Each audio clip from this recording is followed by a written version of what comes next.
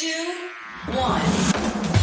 7 things you probably didn't know you need to know. I'm Jamie East, and this is the Smart 7. Good morning, everybody. It's Wednesday the 15th of June, and it's Nature Photography Day. And a big happy birthday to Courtney Cox, Neil Patrick Harris, Ice Cube and Nadine Coyle.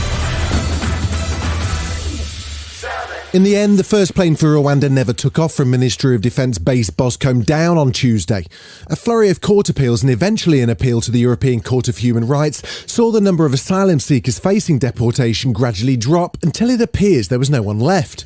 The government's policy, which has been criticised by the Church of England, including the Bishop of Manchester, opposition leaders and civil rights groups, may eventually lead to the UK pulling out of the European Convention for Human Rights. But Boris seems determined. Will it be necessary to change some laws to help us as we go along? It may very well be. All these options are under constant review. Foreign Secretary Liz Truss wasn't worried about how few people were on the flight. She says the whole exercise is intended to send a message. The point is that we want to establish the principle of this route. We need to make sure that people are going to Rwanda and we break the business model of these people traffickers. Labour's Shadow Culture Secretary says the whole thing's a huge mistake. We think this policy is unworkable. It's going to cost possibly over £1 million per unsuccessful or successful refugee going to Rwanda. And we do think it's unethical and it's quite un-British, actually. Russia moved to ban 29 British journalists yesterday in retaliation for the blacklisting of its Russia Today service. The correspondents from organisations including BBC, Sky News and The Guardian will no longer be allowed to enter the country. It comes as efforts to free the 2 British men sentenced to death by Russia for fighting with Ukraine are intensifying. UK Foreign Secretary Liz Truss says she's working to secure their release, but wouldn't be drawn on whether direct negotiations with the Russian-controlled Donetsk authorities were on the cards. I am doing everything I can to deliver these people's release, and my hearts go out to their family. We've been in touch with their families, we've been in touch with their MPs, and I will do whatever is necessary to secure their release. Meanwhile, as fighting continues around the city of Severodonetsk, the Ukrainian military says it's continuing with civilian evacuations even after all 3 bridges to the city were destroyed. Ukrainian President Zelensky says his forces are making headway even if the battle is incredibly intense. Thanks to the counteroffensive, some communities in the Kherson region have been liberated in the battles in Donbas, and they will surely go down in military history as one of the most brutal battles in Europe and for Europe.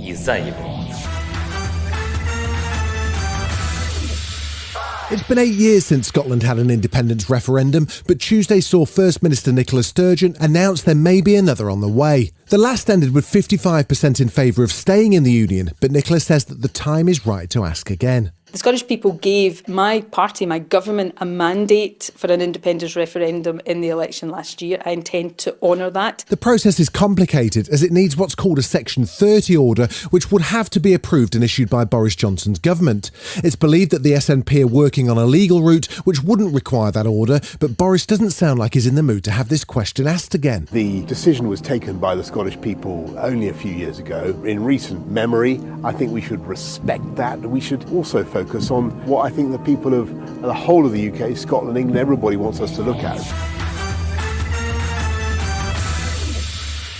The US Congressional Committee investigating the riot at the Capitol building on January the 6th have postponed the hearing scheduled for Wednesday until Thursday. However, there was plenty of reaction to the evidence they've laid out so far. Former President and potential future candidate Donald Trump issued a 12-page memo calling the committee a kangaroo court, but US Attorney General Merrick Garland says he and his team are keeping a close eye on the evidence. I am watching, and I will be watching all the hearings, although I may not be able to watch all of it live, but I'll be sure that I'll be watching all of it, and I can assure you that the January 6 prosecutors are watching all the hearings. There was news too from the White House as new press secretary Karine Jean-Pierre confirmed that Joe Biden is intending to run again. The president, as you know, has been asked that question many times and he has answered it. His answer has been pretty simple, which is yes, he's running for re-election. I can't say more than that. Still to come on the Smart 7, the future might be brighter than you think, and agony and ecstasy for England in sport. Right after this. Welcome back. It was a big sporting day for Team England on Tuesday, with Gareth Southgate's men's team facing Hungary in the Nations League, while England's cricket team took on New Zealand in a nail-biting fifth day of Test cricket. It didn't go entirely well for the football team. England lost 4-0 to Hungary and finished this round bottom of their group.